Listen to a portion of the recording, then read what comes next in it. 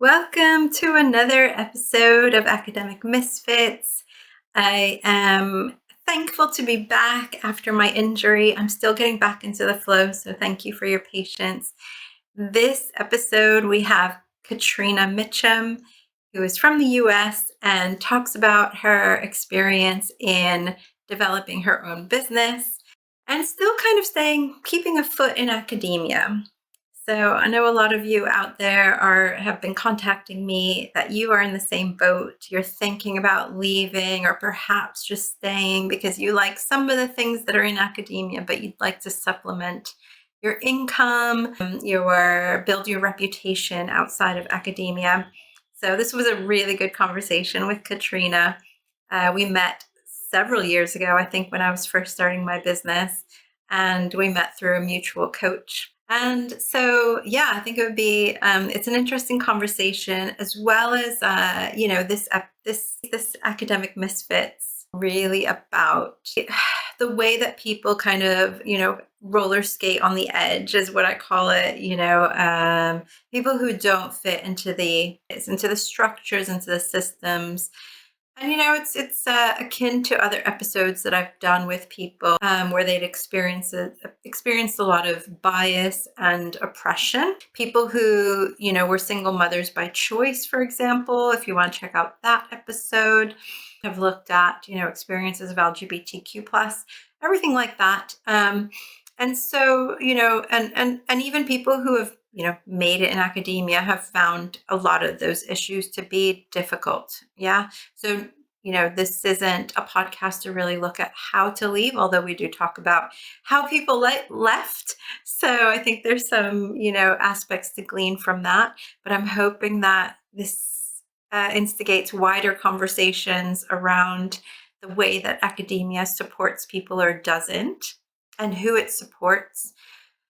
And then wider than that, I think having people understand their place within academia so that they don't feel like they're alone in their experiences, and have ideas about ways to navigate or recover from the academic experience. So I hope you enjoy this one.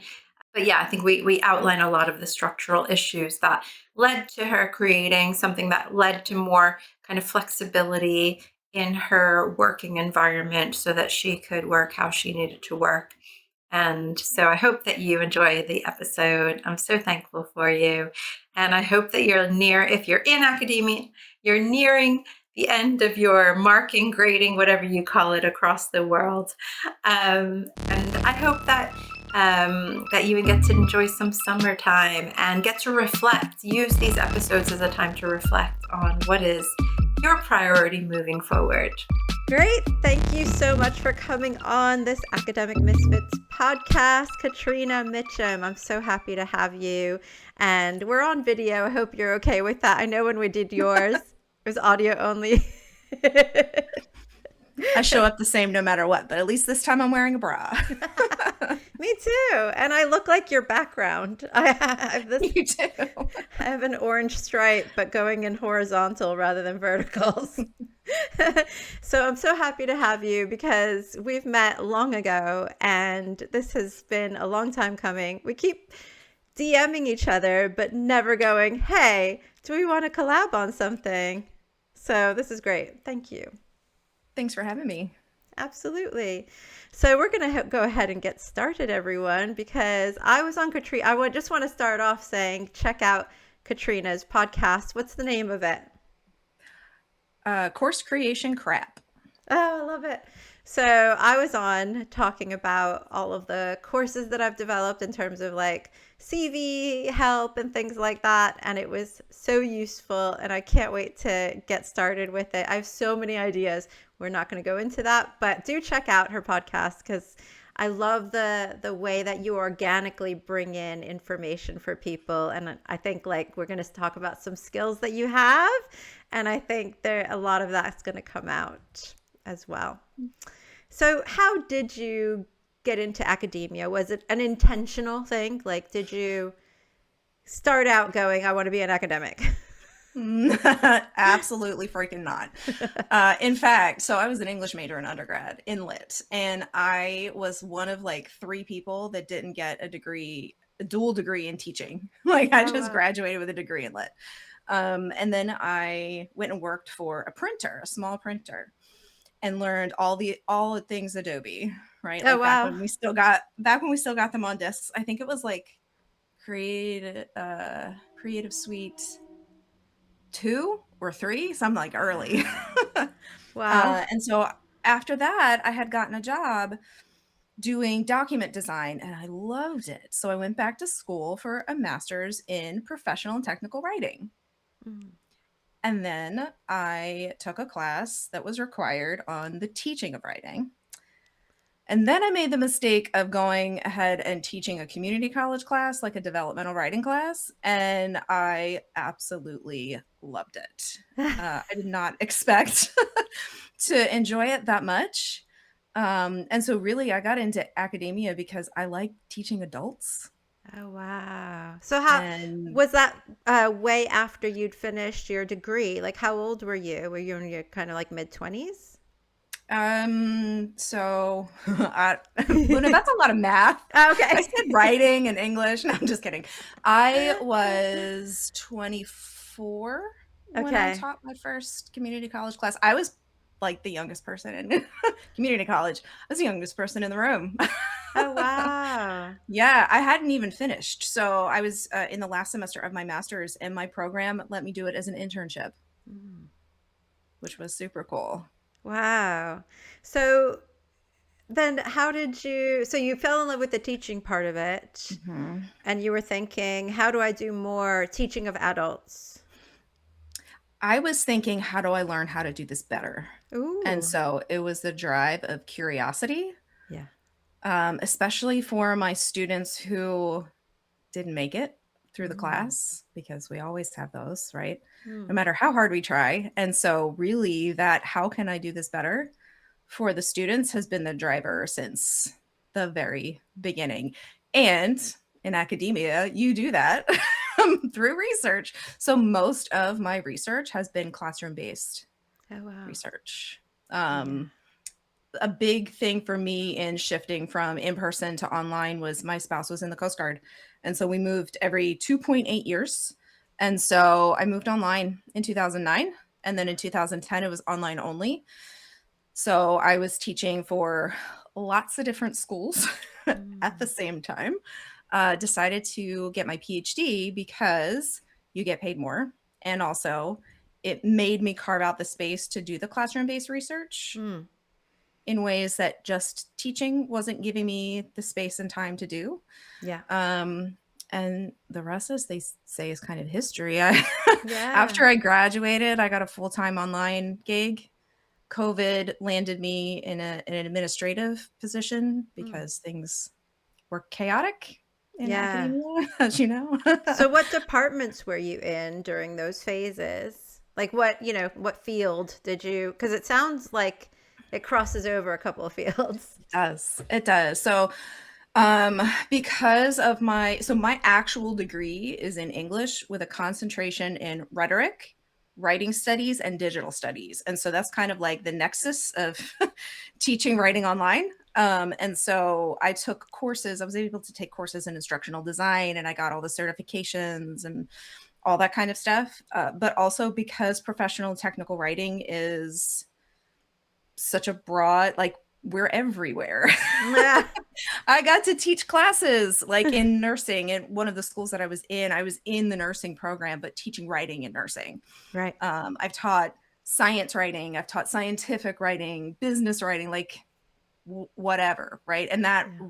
rhetoric piece of my degree is the thing that lets me see all the different places and how to adjust the type of writing to the situation or the context. Mm.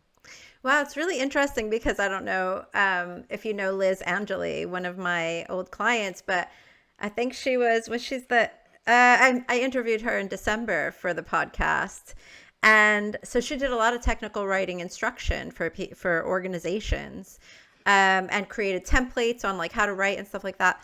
But she comes from it from a a subject area of discernment, which sounds very, in terms of like, it's almost a spiritual component of what you're talking about, of that kind of like knowledge and awareness, that they're both Mhm. ways of understanding the world, our experiences, and writing Yeah. about it.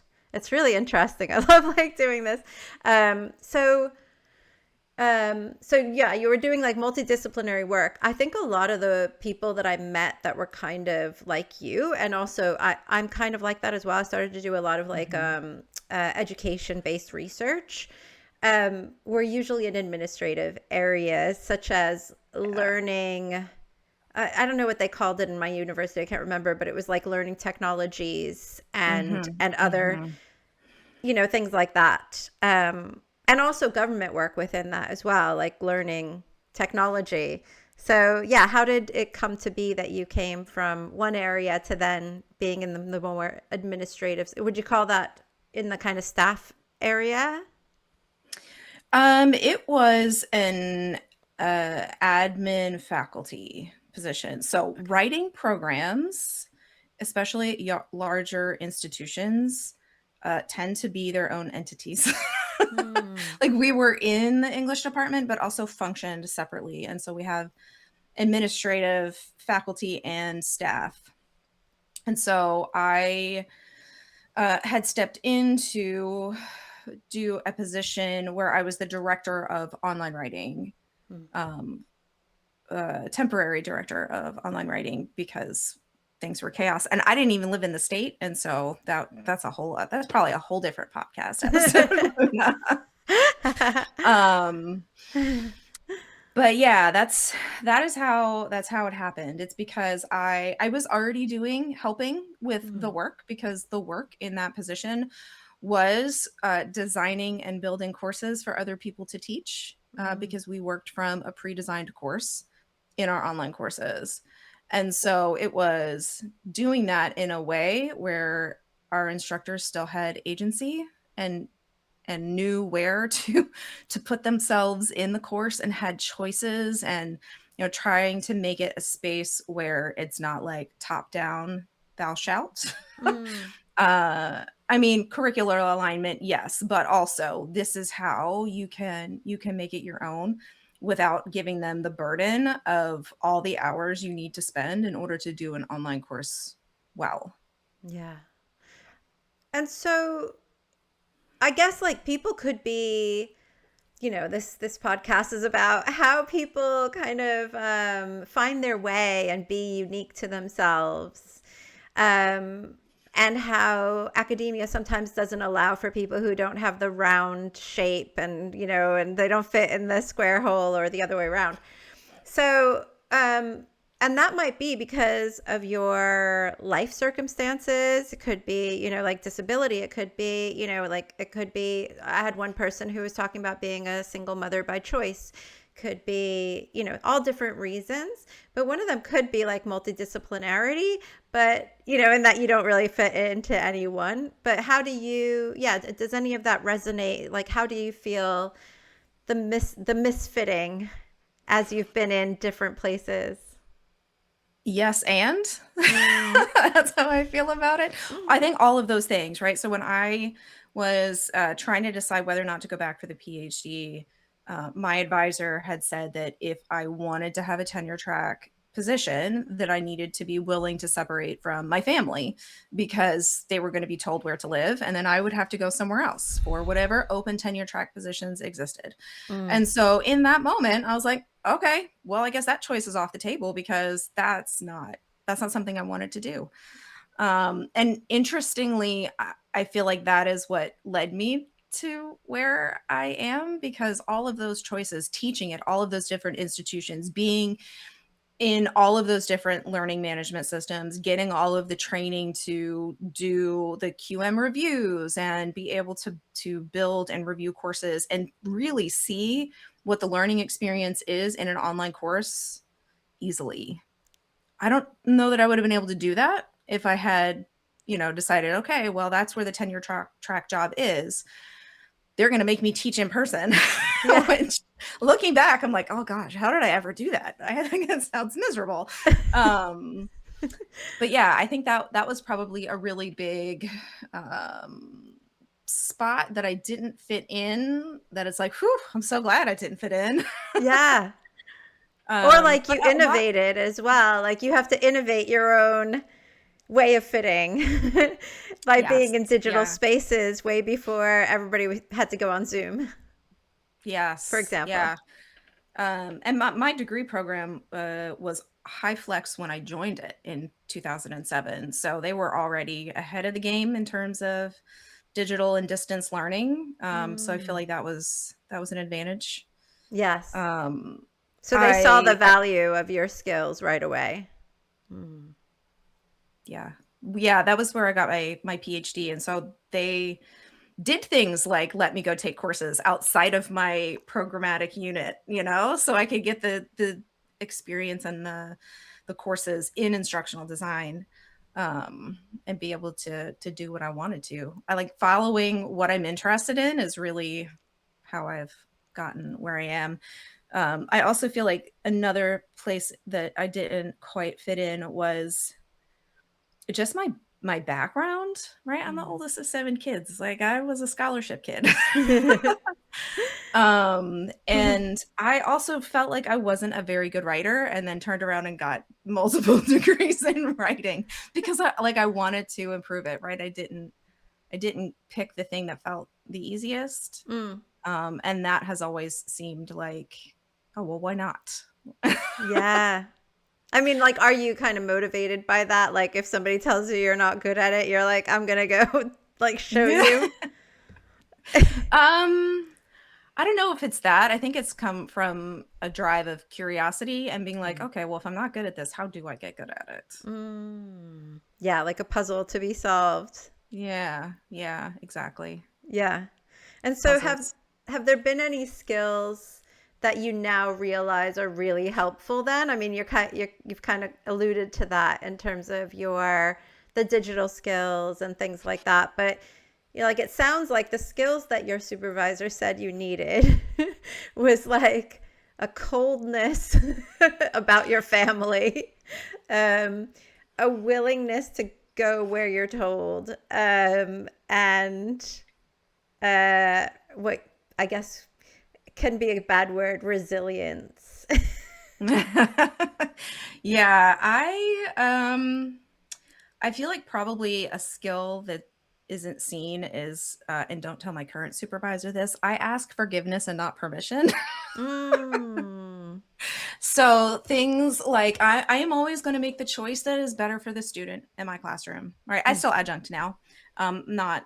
Not very often, but a couple times a year because it's something that I enjoy doing. And at first I thought I was going to throw the baby out with the bathwater, but it's like, no, there are parts of this that I do actually like. And so this is one and I'm gonna keep doing it. But I do just ask for forgiveness when it comes to being flexible with students and making sure they're getting what they need. um, so I think that's probably I would call that a skill. I mean, it's a really soft skill, but being comfortable enough with um, uh, the discomfort of others. Yes, that's so And good. I've been fortunate enough that my past couple of supervisors have been okay with that approach because they trust me. But yeah, I think that's one that's been important in terms of surviving in academia.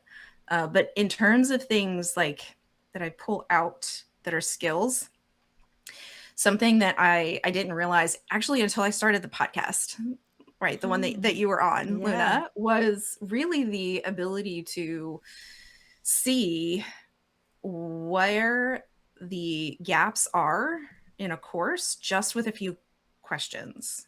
Mm. And that's not something that I necessarily would have said was a skill uh, 4 years ago or like when I was trying to get out. It's not something I wrote down like on the list of things I can do, right?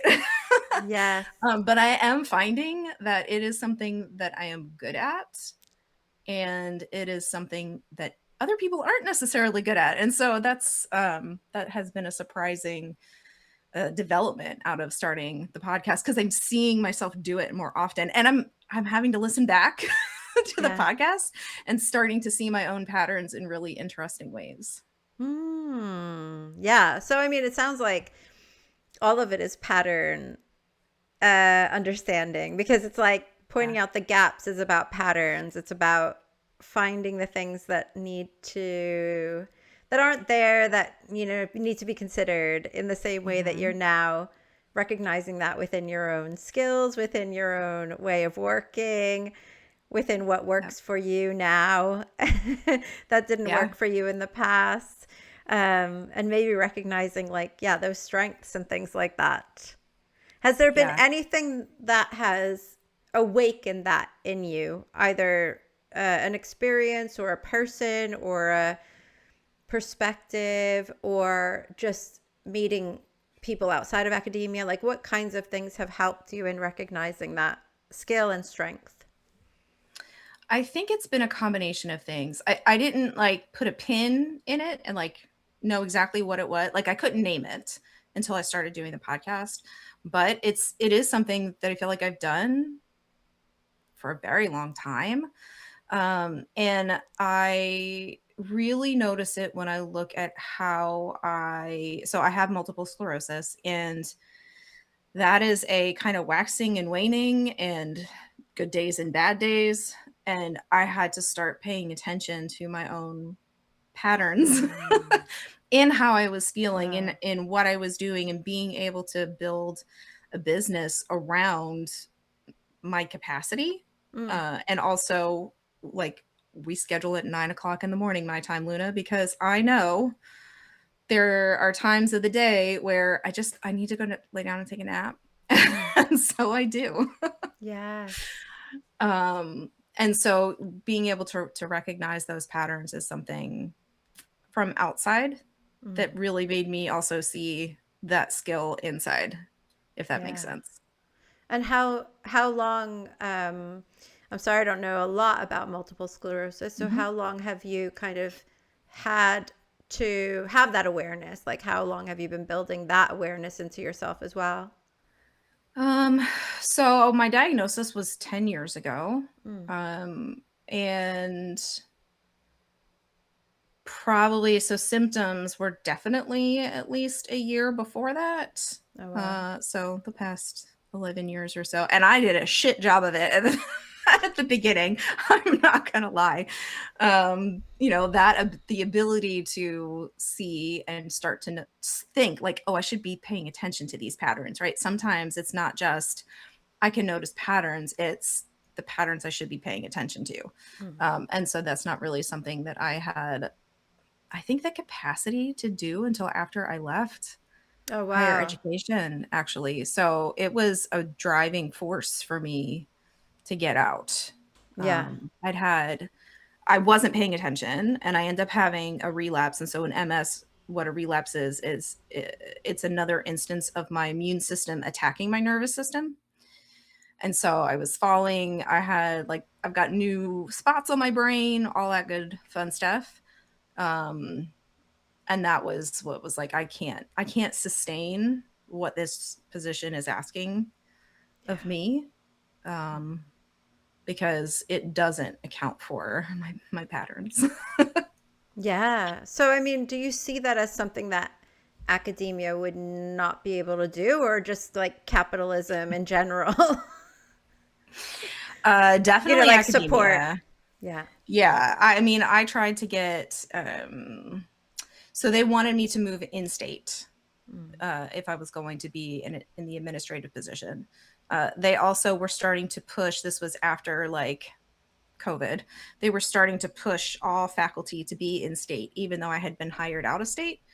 And the state that this school is in is very, very hot. And with MS, I have heat sensitivity. And so what that means is, so your nervous system is kind of like electrical wire, right?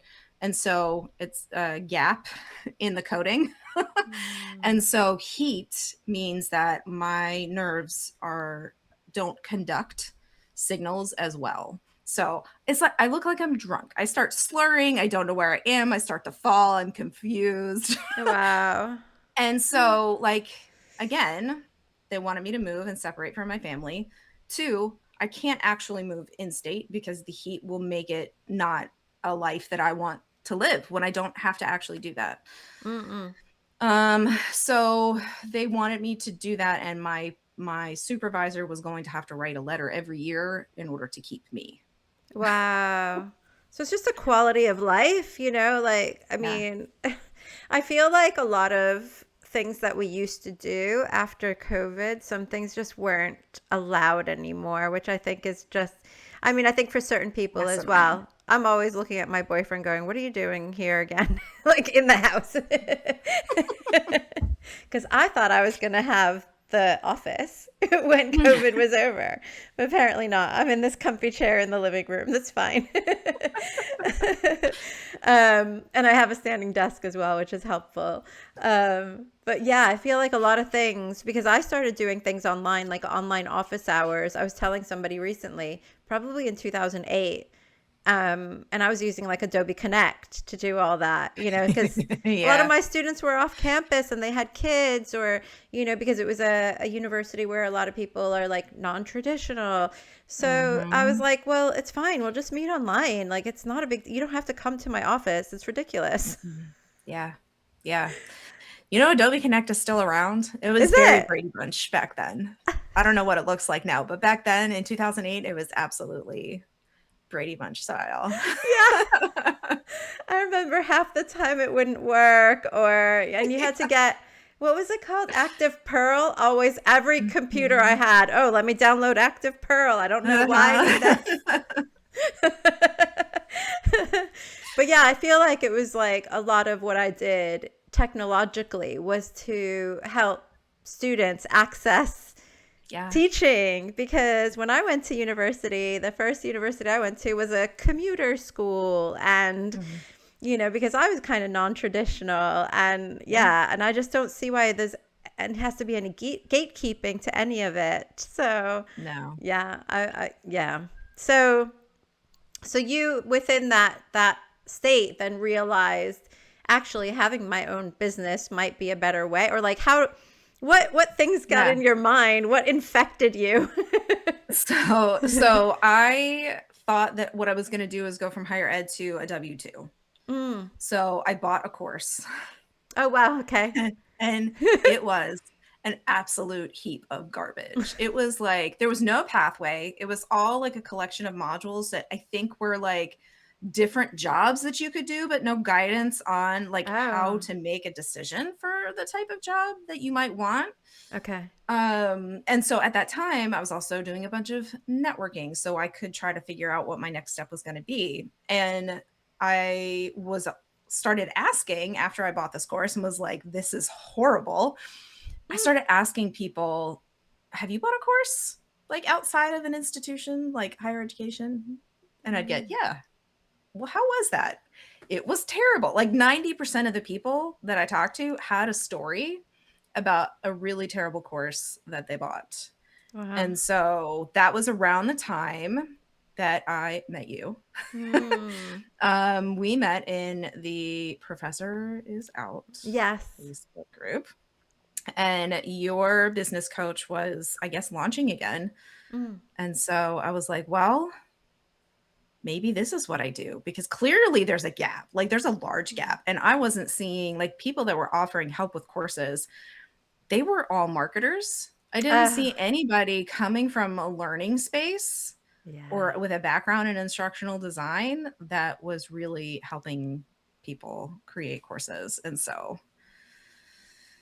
that was in the summertime. By October, I had a website and was taking my first client. Yeah, you're right though. I mean, like they're all about business marketing. So it's like how to that, it felt very kind of like, what is that called? Like a MLM. Like it seemed very much Mhm. like, I will show you how to make a course. You join my course and then you can start selling courses, but it's mainly like how to sell your course Yeah. and Yeah. manipulate people to buy your course. So, of Yeah. course. And yeah, you're right. So there wasn't like an instructional design element to it at all. And not Mm-mm. really like any regulation, which I'm not like, okay, everything needs a regulation, but This is something that like we know so much about how people learn, right? And that in and of itself is very interdisciplinary, right? There is no single discipline that has contributed more to our understanding of how people learn. And nobody was using it. No, nobody is bringing it in. The one or two people that I had seen that were doing it in more of a corporate way, and so a lot of the courses and programs looked more like uh, cybersecurity training, right? Mm. Where you click on the thing and then the video reads to you, and then you click on the thing and then you take a little quiz, and then were you listening on 2 times speed because you're like, yes, I know what phishing is. Please, I am not the reason I have to do this training. It's so true. Oh um, God. and there are so many different ways to have a course, and I think that's the thing I was seeing, right? Like everybody was doing this video PDF. Why? That Mm, that's not the only way. That is not the only way to have a yeah. course. There are way more interesting ways to design an activity that is supposed to implement what you've learned. Yeah. Yeah. It's so interesting, like, because I went from the course that you and I were on to then hiring another business coach after that. And she was located in California. So I went to her retreat as well, but she didn't have a course at all. I spent Yeah. a good deal of money, and there Mhm. were no courses. And Mm. it was Google Docs, sharing some personalized videos, being like, I've created Mhm. this thing, have a go at it. It's on, a Google spreadsheet, or Mhm. oh, back then it was like, remember Google Drawing or something, like, or Google, Yeah. was it some kind of, Draw. I think and it's just called Google Draw where was you it could like Draw? insert images. Yeah. And she had things on there and things like that. Mm. So, and I was like, wow, like I haven't bought this because she has a course. You know what I mean? Yeah. Yeah, exactly.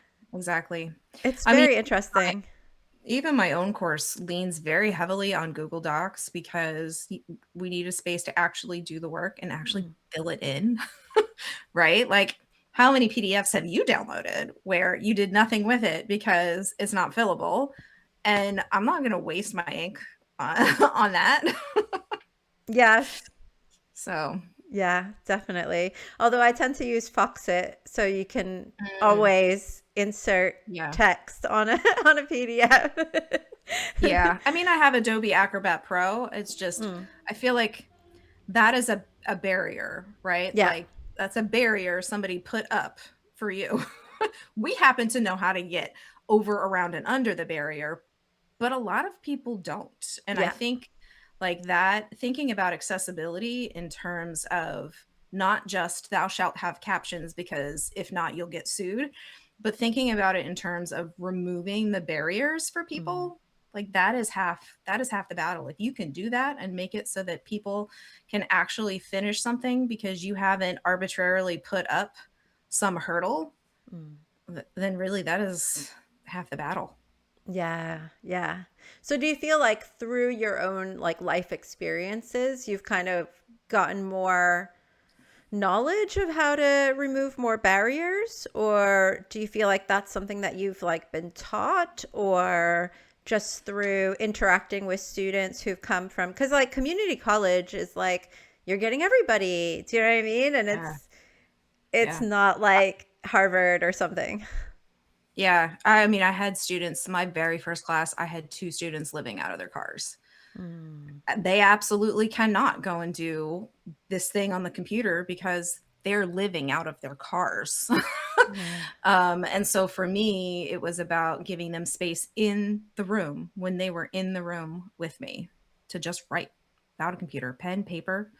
mean, this was 2008, but it was Yeah. everybody was like moving to having everything submitted online. I think that was my first and last semester of getting student evaluations on paper. After that, everything was digital.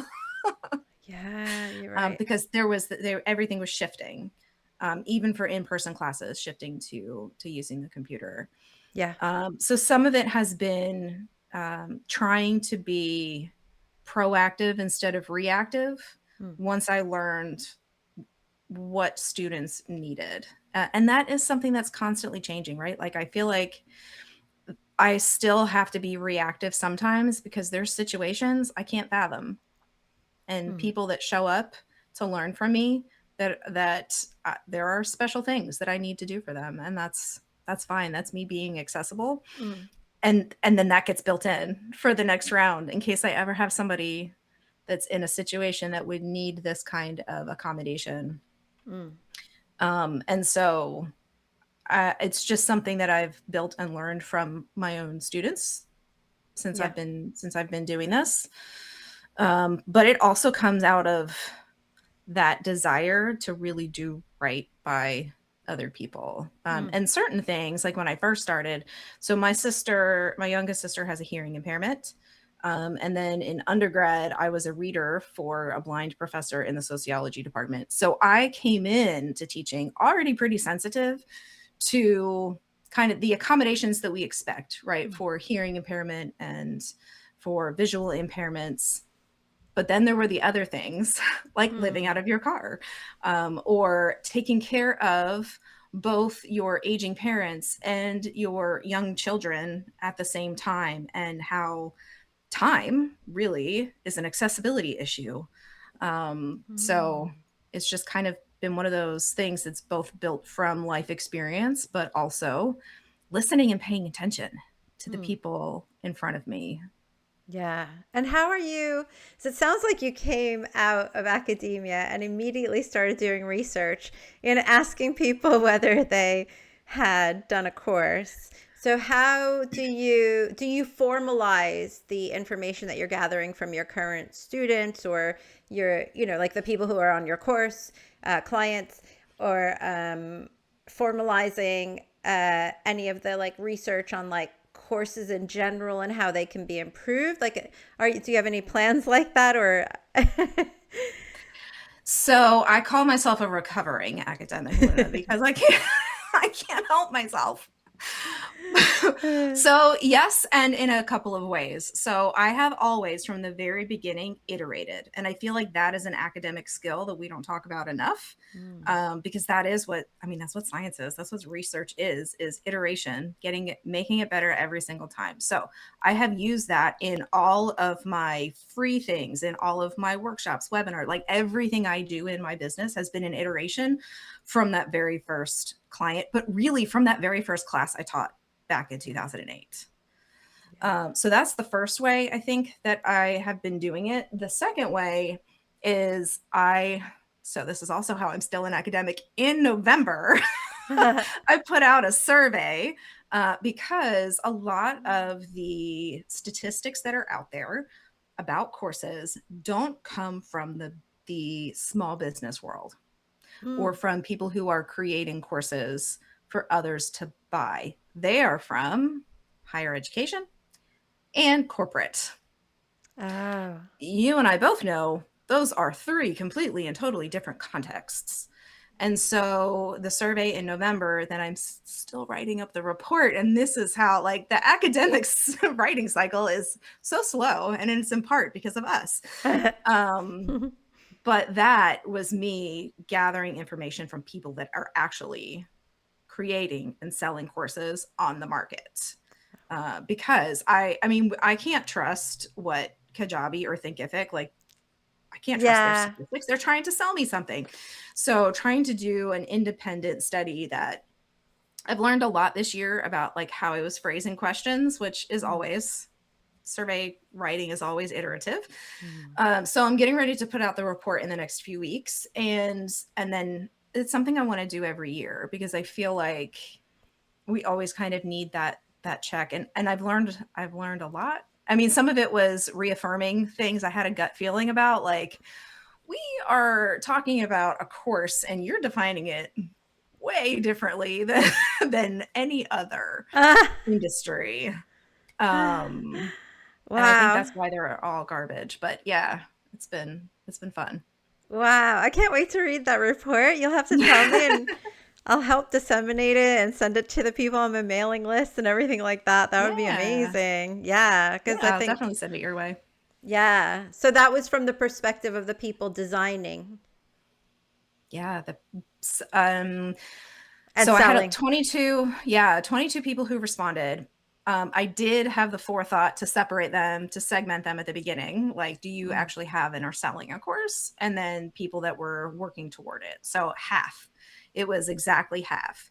So out of my 11, those are people that had actually built and sold Mm. courses. And it's very like, thinking about the future of course creation was probably the most surprising because it was so varying. And I did some follow-up interviews, and I think it really comes down to how they are viewing and defining what a course is and what it can do for Mm. them, right? I think like there's this whole concept of this evergreen courses, right? That you don't Yes. ever have to, you set it and forget it. You don't have to touch it again.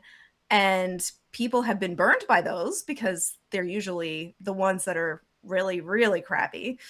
Um, but then they turned around and tried to sell it because I don't know about you, but I know that I tend to teach the way that I've been taught until I Yeah. started learning how to teach. Mm. And I think that that people just see, oh, that's how everybody else was doing it. And so I'm going to do it that way. Mm. Um, but there were a couple of former teachers who are now doing courses that answered the survey. And it's like night and day difference because they know, right? They Yeah. know the different ways that you can take the things you say on repeat or the things you constantly get asked about and pull them into something that supplements the other work you do, right? Like it doesn't have to be this bit. And this is the way you run the course we talked about on my podcast, Yeah. right? But Yeah. and you do that because you were a teacher. Yeah. Yeah. So have you thought about also taking it from the consumer's perspective as well? Because I wonder how many of them, abandon courses and why, and yeah, what they find to be like the best in terms of their own development, but also like what are the deliverables or outcomes that are being expected, because some of them might have clear deliverables, some of them might not have Mhm. clear deliverables. And yeah, because I mean, I've been taken in with some of the things that are evergreen where they're like, I can get you to write a book in like 6 weeks, and then publish it yourself. And I'm like, ooh, okay, that sounds good. And then I'm like, Luna, no, no, no, no, no, don't do that. And at the last minute, I put my credit card away. You know what I mean? But Yeah. but that's a Yeah. So clear deliverable, right? That's a clear right. deliverable. And I bet Yeah. not a lot of people even get a book at the end of Mhm. that. It's probably Yeah. so many people that buy this, and then none of them Yeah. have a freaking book. Yeah. Well, because they didn't mention in the marketing that in order to do this, you need to write for 60 hours a week. Like the expectation of how we get there probably wasn't clear. So, two things. Exactly. One, yes, I do that, but just to inform my own course. Yeah. Yeah. Two, it's funny that you asked because I am in June, I'm doing a workshop and I haven't yet figured out how to connect it to my services, but I get asked this so often that the workshop is, do you really need that course? Yeah. Because I think one of the reasons I only got taken in once, like I've only ever bought one course that was like, oh, I shouldn't have done that, but I didn't know any better, Yeah. is I know what to look for Mm. in the way that people are communicating, what they're saying, what they're not saying, what they're assuming about me based on what they say on the page. Yeah. And it's a whole assignment that I used to teach when I was in higher education. Like I used to teach an assignment to teach rhetorical analysis, and Mm. it was an advertisement assignment. Mm. And I am taking that and I am converting it Oh, to a workshop for business owners. that's cool. We're going to identify, well, what problem do you think the course is going to solve? And then we are going to tear apart the sales page. Yes. Oh, that sounds amazing. I love Yeah, I'm that. excited about it. I still really have no idea how to connect it to what I do because I'm not going to help people figure out like other than this. I don't want to get into the weeds of helping people figure out whether or not things are a good fit. Mm, Um, I had in the past thought about being more of the learner advocate and helping people mm, get the most out of crappy courses. mm, I did ask, do a little bit of market research about that. It was last summer or the summer before, whether or not people would want help figuring out which courses, what they needed out of the courses they've put back on the digital shelf and going and digging that up mm, and then creating their own activities to apply it. Um, because that is another way to mm. go about it. But I really think like just fixing the core of the problem. Yeah. Like, Yeah. let's just not have shitty courses. Yes. What if we just did that? Yeah. Well, I think it's maybe it's a way of saying like, look, I wasn't taught in marketing, but I've been taught in the roots of language that is Mm-hmm. the basis of every marketing thing that you're going to encounter out there. And so if we Yeah. come from that perspective, from the root perspective, we are then taking what you're saying, which you've just learned from copying other people, and going, how are you authentically wanting to communicate a thing? Yeah. And Katrina's your person for doing that. Do you know what I mean? I think that is like, Yeah. because it is a copy paste. It's like copying pasting the terms and conditions. It's copy Mm-hmm. paste, people's contracts. Oh yeah, I could just use that. But if you don't understand the root of it, and actually talked to a lawyer one time because I said to him, this was back like 2021 when I was starting my business, and somebody knew a lawyer, and I was like, he's like, Mm-hmm. he'll give you an hour of his time for free, which is insane. But anyway, it was Yeah. really, really nice. And he was like, Luna, a contract shouldn't be like, wow, now Luna's a whole different person. The contract should Yeah. be written in the language that you would have used with them anyway, but should be checked Mm-hmm. by a lawyer to ensure that everything that you want to say and that is going to protect you is in there. But it shouldn't be like, oh, now my lawyer has come in with lawyer speak. Yeah. Yeah. Because people are going to be like, whiplash of, wow, I thought I was talking to this person and now I've gotten this contract and it's written in a way where I don't know what I'm signing and I don't know whether I want to sign Yeah. it. And I Yeah. that was incredible because he's not a marketer, but he knew about that kind of, I mean, some people might call it branding, right? But he knew that there was like a way to communicate. And I think it's the same thing as a sales page. It's the same thing as a Yeah. LinkedIn about section. It's Yeah. the rhetoric behind it. Am I saying this It right? is. Yeah, it's the everything is rhetoric, Luna. Everything. So it's the rhetoric behind it, and it's also an accessibility issue, right? Mm, Lawyer speak is not plain language, and plain language is what makes something accessible. It makes it accessible to someone that speaks your language as an additional language. It makes it accessible to someone that has a neurodivergence. It just makes it so that people aren't confused about what they're doing, let alone the whiplash. Like I felt the whiplash, still been able to read and understand what I was signing, but was like, oh, this is unexpected. But yeah, you're very right that it can be applied to the sales page. And so that is how I could connect the two things, like how to, I don't want to get in the market of helping people write sales pages yeah. because I try not to do that, but getting what is in your course onto the page, like that is sometimes the harder piece, especially if you're trying to fit it into a template. Mm, Um, because that's where the copy paste usually comes from, right? They're templatizing yeah. or using somebody else's template Yeah. for a Yeah. thing that's not theirs. Exactly. Oh, that sounds great. Yeah, I think that's like, I think you can definitely connect it. Yeah. So how do you feel now with your current, kind of like you've got the adjunct, you've got your business. Is that kind of like a good? You feeling more in terms of bringing your full self, or do you have like also? Do you have any tips for people who might be doing things like that? Kind of like I'm in, I'm out. And I've found like a good maybe harmony, maybe not like a work life balance, but a good harmony to the way that you work like that, in addition to the kind of like ask forgiveness rather than permission. Yeah. Yeah, I do have a few things that I call it keeping a toe in. So I'm very communicative with my supervisor about how many classes I'm willing to take. In fact, I got to let them know about the fall, but I turned down classes for the summer. Mm. I also am a facilitator for the accessibility module for, it's called GSOL, but it stands for the Global Society of Online Literacy Educators. We love an acronym in higher education. Yes, we do. But I facilitate their accessibility module for teaching online, and it's because it's things that I love to do. The course I teach, it's not a writing class.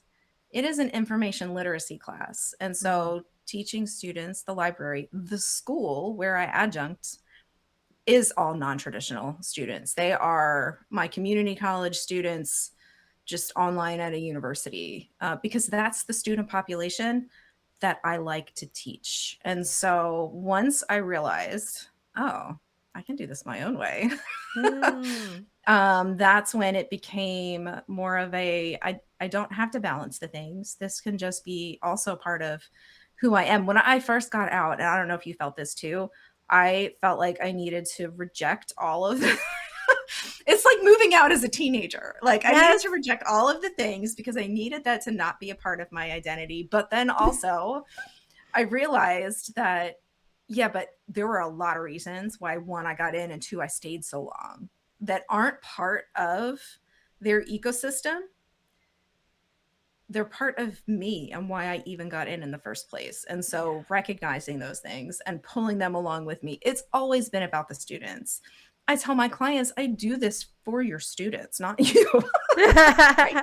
Love that. It's about the students. It's about accessibility. It's about access to the things that people need to make a change. Because if they're buying learning, that's what they're trying to do. They're trying to change something.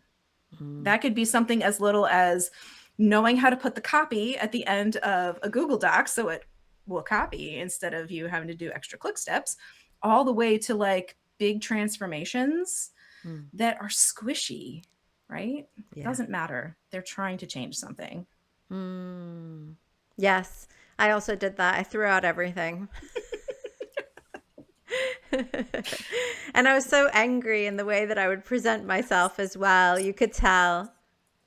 Yeah. So angry, so much. Like that anger fueled me for a long time. I am hugely motivated by anger, and I do feel it's kind of like part of the process, and you have to trust the process, but you also have to be Yeah. curious, as you've said, like throughout this episode, is like there's a curiosity behind it. So, yeah, I probably did let go of curiosity for a bit and was just angry and like, nope, not doing it. And, because I got a prize for like the research methodology, the innovative statistics that I've done like my whole time. Mhm. And I've been very, very nerdy despite my PhD in psychology and social sciencey, blah, blah, blah. But like every time I'm like, can I just code my own experiment, like cognitive psychology experiment? You know what I mean? So I'm kind of on that side. Um, Mhm. and so I let go all of that. I was like, I never want to even touch M plus, R, whatever. Never. But it was what you said. I've always been motivated. Like why I had to read I wrote an essay, long story, but I wrote an essay about why I was in my PhD program because Mhm. of the way I was being treated. And I wrote like 3 pages and I reread it after I left academia. Mhm. And I could tell the anger and hurt that I had in there. But the main aspect was young people and their development. And Yeah. now I use data, but not with M plus. I use it with Yeah. something where I can build data dashboards, show kids development, and then Mm-hmm. be able to learn from it so that they can make better programs for kids in their mental health and well-being. Or like present it so that they can get funding, resources, whatever it is that that data dashboard can show to somebody. That's Yeah. how I can articulate it. Yeah. And I know how to articulate it for different people now, probably because of my business experience now. Right. Yeah, that makes such a big difference. And you are so right about going back and looking at writing we've previously done. I actually had my academic book published after I left. We were already in Oh, wow. contract, Yeah. but it published after I left. And then my co-author and I are writing a new one called Composing Situations is our working title. But it's getting at a lot of what we've talked about in terms of rhetoric and how to take the things that like having a toolbox that adapts to different situations. Mm. So one of the chapters is on a literacy narrative, right? That is a common assignment in a freshman writing course. So I went and dug up, like I want to give real examples of them in the wild. And so I went and dug up my PhD application essay because I knew I had written about literacy in that Ah, essay and I pulled it in. But when I reread it, I was like, oh yeah, that is why I went this direction. wow. And so seeing the evidence in things that you've written in the past is huge to being able to separate like what higher ed did to you and for you from like who you really are and why you got into it and stayed into it and what drove you. I don't want to use the word passions, but the things that you care about, right? The things that you give a shit about. Yes. You can find them littered through I love things that that. you've done and written. I think everybody should read their personal statements and see what Yeah. they wrote. I mean, I was like, oh, that semicolon's in the wrong place. But now Clearly, that, they were like, we need to teach this girl how to write. but when you say that, all I can hear is that Fortran or Pascal program won't run because they all had to end in a semicolon. And if you missed one of them, Yeah, at least you knew where to look. that's how I see it. So at the end of the episode, I like to ask everyone the same question. Hopefully, I've prepared you. If not, surprise. What's on your kind of playlist? Because, music was a big motivator. I wrote a whole playlist for myself when I got a divorce, and I still have that playlist, and it is fucking empowering for me even to this day when I listen to it. Same thing, when I got my injury, right? Like every little like major event I've had, I'm like, I need a playlist for this. So what's on your playlist? It could be one song, could be like, yeah, there's one person who was like 5 songs. I can't tell you less than Yeah. 3. I find that I choose music depending on how I feel and how I want to feel when the song is over. And so it varies from day to day. But I will say that one that I do come back to often is Fucking Perfect by Pink, because Mm, I feel like in that song in particular, she does a good combination of being angry, but also forgiving at the same time. And that I think that might be the theme song of me leaving higher education. yes. So I don't know how to have a playlist, but that might be the theme song. And it's not directed at higher ed because Yeah. they are not. This you probably think this song is about you. Yeah, yeah, that one too, right? Like I could string together. But it's about you. It's about how it makes you feel. Yeah, It's not centered on you. It's centered on me. yeah, exactly. I love that. Thanks for sharing that. I'm gonna go listen Yeah, to it because it's been a while since I've that's a listened good to it. one. Yeah. The other one that I was thinking of was when I was leaving academia, my friend was really into Blackpink. I know it's not the same, Mm. Mm-hmm. but that K-pop, they had some Yeah. really like angry songs, That felt super Yeah. empowering at the same time. Yeah, yeah. There are good ones. And I tend to wake up with a song in my head every morning and it's always different. Sometimes it's Eminem. Like I can't I don't know what I don't remember my dreams, but I wake up with a song and I'm going to guess that that's representative of whatever whatever I dreamt. But yeah, it's always different, but that is one that I have always liked Yeah. and that I feel like is a good representation of where I've landed. Yeah, fucking perfect. Oh, thank you so much for being part of this today. I've absolutely loved our conversation. I think there's a lot for people to pull out in terms of tips, but also the process, the messiness, and the landing, and the continuing curiosity. Thank you so much. Thanks for having me. Such a great conversation.